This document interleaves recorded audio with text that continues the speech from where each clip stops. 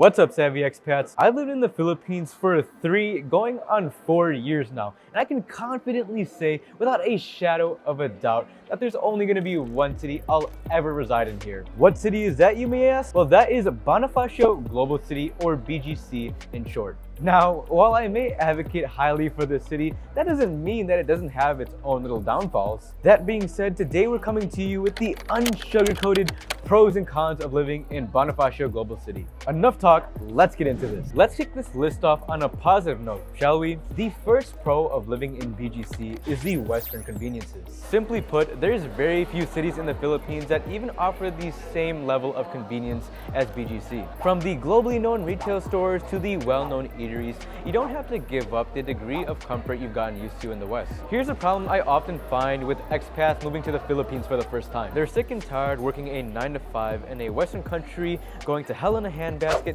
and they seek out a country like the Philippines. A country that is, well, affordable, offers a change of pace, and a different lifestyle. And so they see all these videos of YouTubers enjoying the Philippines and traveling there for the first time and just enjoying their vacation for unbelievably cheap prices. Convinced that they'll have the same lifestyle, they move to a beach town or a province that looks beautiful online. But come to find out, they don't enjoy living there because it's very far from the Western lifestyle that they're used to. That's why I always suggest that first-time expats moving to the Philippines get acclimated to this country by either living in BGC for only the first couple of weeks or making BGC their home base, so that when they do want to experience authentic, true Philippine lifestyle, they can experience that by simply taking a weekend trip out to the province.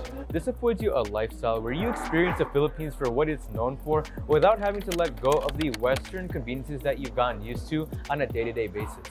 This means that your favorite restaurant chains like, I don't know, McDonald's, Texas Roadhouse, or TGI Fridays are places that you can still regularly go to. And if you need to shop for new clothes, you can go to one of these several malls around the city offering a plethora of options. And if you want to buy groceries, you can go to one of any supermarkets within BGC like Rustan's Marketplace, Landers, SNR, or Landmark. And so while what we may desire in a lifestyle will vary from person to person, I know that many of you would not want to go to a wet market to bargain for meat like you normally would have to do in the province. That's just a little bit more hassle than a lot of people are willing to deal with. Maybe you simply just want to be in and out, buy your groceries from brands that you're familiar with, and be out.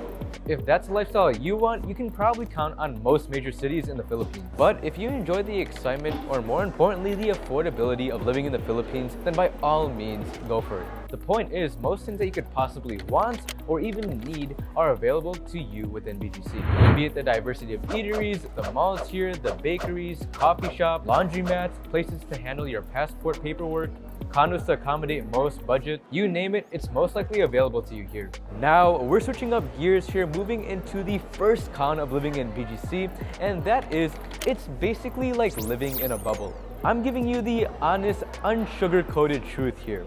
Although I do say I live in the Philippines, I don't actually live in the Philippines, if you catch my drift. Point blank simple, BGC is not the Philippines. As living in Beverly Hills as is living to California, it's its own little utopia far from the rest of the country. What do I mean by this? Well, for me, I grew up in the nice suburbs of Chicago. So when I say I'm from Chicago, I did not by any means insinuate that I am from the rough streets of the South Side. Likewise, when I say I'm living in the Philippines, I don't live on tropical beaches or scenic green jungles, opening coconuts, lounging on hammocks, and island hopping on bancas. You know, the typical things that most people perpetuate the Philippine lifestyle to consist of. In reality, I and many others living in BGC live a lifestyle similar to those living in Manhattan, for example. We walk open, clean streets. It's very safe. The infrastructure is urban and westernized. And in short, I don't deal with the problems that the majority living outside of BGC have to deal with. So that's why I'd say you really don't get the authentic Philippine experience living in BGC. For me personally, I'm fine with that. I can get the authentic Philippine experience just an hour drive outside of Manila whenever I please. And also, I often hear many expats that quote unquote don't like BGC because it's too perfect. It lacks character, taste, and exoticness that the rest of the Philippines has to offer. But just know, if you want to live in the Philippines for what the country has to offer, where you experience both the beauties and hardships that come with living in this country, then BGC may not be the place for you. That being said, how do you know if BGC is the right place for you? Because in the past, far too often did I meet expats moving to the Philippines for the first time that didn't know where to start, what to expect, and what challenges to overcome moving to a completely new country. Well, rest assured, after me seeing this, we've curated our own all-in-one guide that provides you with everything you would possibly need to know about the city. From the cost of living here to exploring every must-see attraction down to its nook and cranny, and even touring condos around the city, this guide enables you to move to BGC with no confusion and no hassle. It really speaks for itself, so if you're interested in its curriculum, I'll leave the link down below for you. Now, moving on to the second pro of living in BGC, that is the urbanized infrastructure. We all know that the Philippines is a developing country. With that comes minor inconveniences such as poorly planned roads, electricity blackouts, buildings and houses being cramped together, and things breaking down constantly.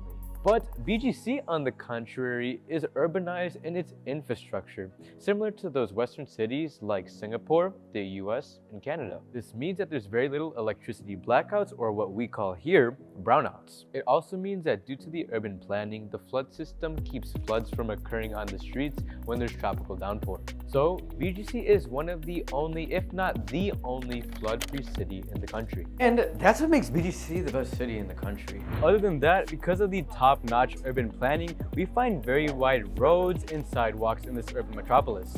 This is especially nice because as compared to the rest of Manila, you get a refreshing breath of air at one of the many parks here with greenery. With the majority of Manila, it's cramped, noisy, chaotic, full of hustle and bustle, and constantly traffic. However, the roadwork in BGC allows the cars to flow efficiently throughout the city, causing minimal traffic. Not to mention, the wide sidewalks makes the concrete jungle a pedestrian-friendly city for you to either get your steps in or bike among the towering high-rises. It's a kind of place where you can enjoy a brisk morning walk without having to inhale the overwhelming smell of diesel or hear very loud vehicles unlike the rest of Manila. Lastly, if you're working remotely, the Wi-Fi connection here in BGC is relatively strong, especially compared to the province. For my family, all of our work is still based in the States, so having reliable internet connection is a must. That's yet another reason why we chose BGC as our home base. Now, switching gears back into the cons of living in BGC, which this is undoubtedly the biggest con for most,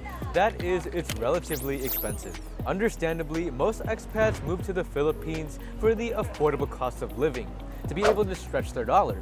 But unlike living in the provincial areas of this country, BGC's prices are on par with the West. So what can we say? You get what you pay for. You pay Western prices, you get a higher standard of living. But I want you to know, if you're looking to move to the Philippines to stretch your retirement and social security a long way, then BGC is not the place for you. Of course, BGC may be a lot cheaper than if you're living in Cali, New York, or Chicago, but moving to a province or a different city like Cebu will for sure give you more bang for your buck. For example, a coffee at a cafe in BGC will cost you around 200 pesos or $4, while in the province that'll cost you around 50 pesos or only $1. So everything from your food and groceries, your rent, your utilities, and your overall cost of living will be more expensive in BGC than anywhere else in the Philippines.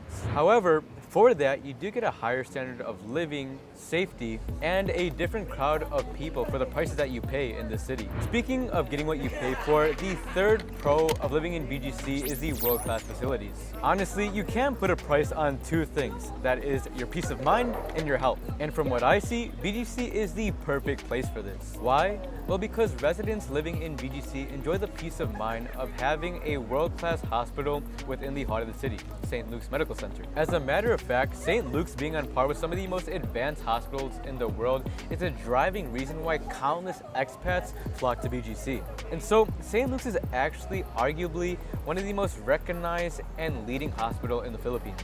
With advanced technology and medical equipment, spacious sanitized rooms, and respected medical experts in their field, you're in good hands here, God forbid anything go wrong. Speaking of world-class facilities, you have a one-of-a-kind gym within the heart of the city, Carry Sports at the Shangri-La. Though the membership fee is quite hefty, Carry Sports is essentially a country club within a city. There's a 2-floor gym, NBA-grade basketball court, 2 tennis courts, squash courts, a lap pool, saunas, spas, cold plunge, fitness studios, really the whole package within the most renowned hotel within the city. Now for the last con of living in BGC that we'll briefly cover, that is the social gap. Obviously, this comes with the territory of having a first-class city within a third world country. So this isn't a shocker for any of us. You'll find some of the top 1% earners living within this city, while just outside of its borders, you have impoverished families. As I mentioned before, living in BGC is like living in a bubble. We have world-class, luxurious high-rises sprawling throughout the city, and once you reach its borders, it immediately goes from rich to poor. It's almost as if you can see a line drawn where the developer said, this is BGC over here, and this is the rest of Manila. So the social gap here is very evident. So there you have it, savvy expats. Those are the 3 pros and cons of living in BGC. If you found this video valuable, I know you'll find more value in our guide linked down below. We have a free PDF down there, but if you're not interested in that, then we also have a full comprehensive guide of living in BGC as well in the description. And so thank you so much for watching, and we'll see you in the next video. God bless.